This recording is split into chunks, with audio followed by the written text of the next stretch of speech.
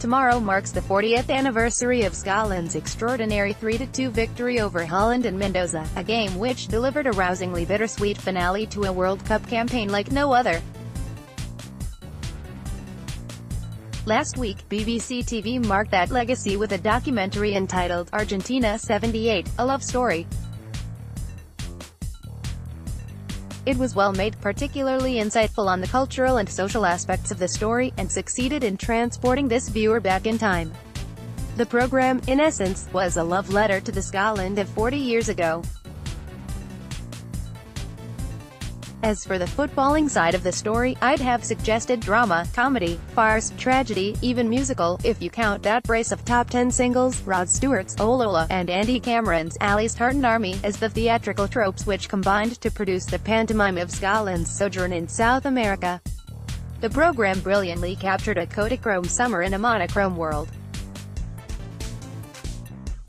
From AC/DC rocking in Scotland strips to Morecambe and Wise flogging lager in tartan tammies, the hullabaloo was something else. I recall traveling from Prestwick to Buenos Aires via New York wearing a ridiculous Umbro tracksuit which suggested reporters were part of the event. The Scotsman even took a snap of me boarding the plane. One of the tabloids ran a competition for World Cup tickets fronted by Ally MacLeod's wife, Faye, who promised to keep an eye on Ally. The players were featured in adverts for Polaroid cameras and Chrysler cars. And MacLeod was on the telly selling carpets dressed as a gaucho. Honestly, you couldn't make it up.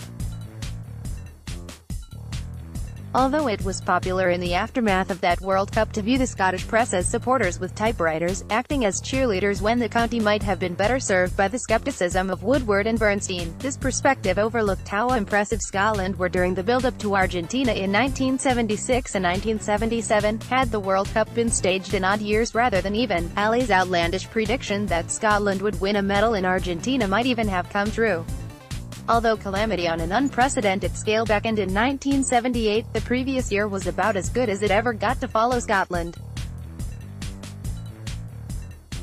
It was the summer of 1977 when the Scots were kings of British football, and the tour of South America, which followed the home internationals, seemed to confirm MacLeod's Scotland were ready for the challenges to come.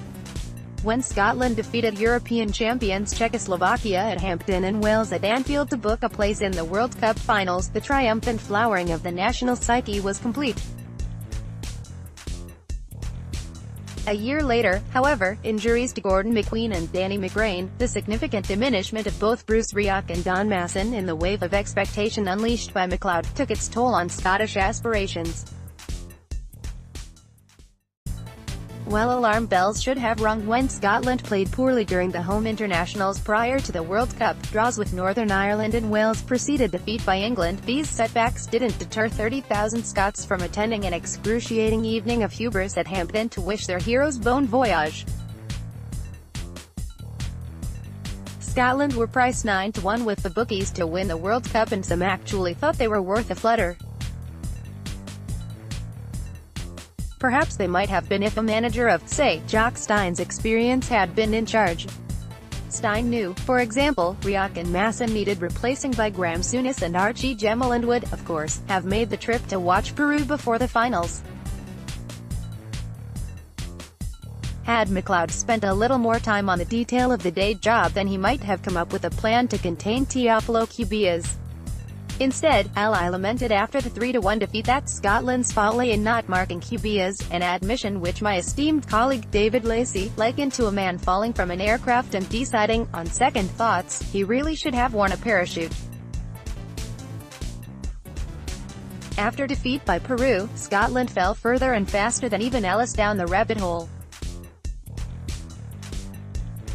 Lee Johnston was sent home for taking a banned substance and, if anything, the draw with Iran represented a more painful nadir than the opening loss. Off the field, the tabloid news reporters filed what indignities they could find in Scotland's name was mud both at home and around the world. In the midst of this firestorm, it was hard to keep up. The world was a very different place in 1978. There were no mobile phones or computers, and communicating from one side of the world to the other was both expensive and challenging. Match reports were dictated over the telephone to a copy taker and daily bulletins were typed out and dispatched by telex.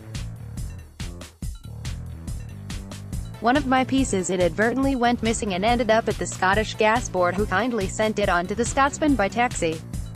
For those of us immersed in chronicling the rise and fall of MacLeod's stewardship, the flight out of Cordoba, where the decrepit hotel in Alta Gracia and the team bus with the burned-out clutch were obvious metaphors for Scotland's decline, was a godsend.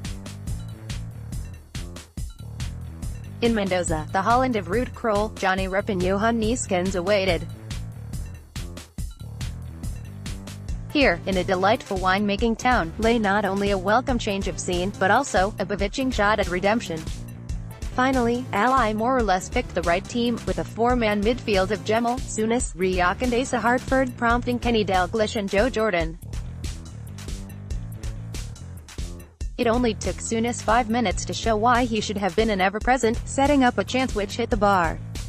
Tom Forsyth's goal was then wrongly flagged for offside, and a foul on Jordan didn't earn the penalty it deserved. I never fully understood why Sandy Jardine didn't replace the injured McGrain in Argentina, and that puzzlement was only underlined when Stuart Kennedy gave the ball away 10 minutes before halftime and brought down Renson Brink, who scored the penalty himself. If the loss of the first goal felt like an injustice, Jordan set up Dalglish for a terrific equalizer and Gemel was ice cool from the penalty spot after Souness had been fouled. What came next, of course, was a moment of cliff-hanging wonder. Sitting in an open-air press box, I remember Gemel picking up a loose ball from Jansen after Dalglish had drifted to the right. Moving away from Krol, Archie shimmied past Porvleet in the inside right position, steadied himself in the box and scored with the sweetest caress of his left boot. A million replays later and the magic is still minted. Before you could dare to dream, of course, Rep hammered a shot from a long range and Scotland were out of the World Cup in spite of overcoming an outstanding Dutch side. That match was a deafening siren call of what might have been for a Scotland side, with players able enough to have gone on to contest a medal in the knockout matches rather than fly home burdened only with a badge of dishonor. 40 years later, given Scotland's merciless decline as an international football power, the scale of that missed opportunity in Argentina has never seemed more haunting.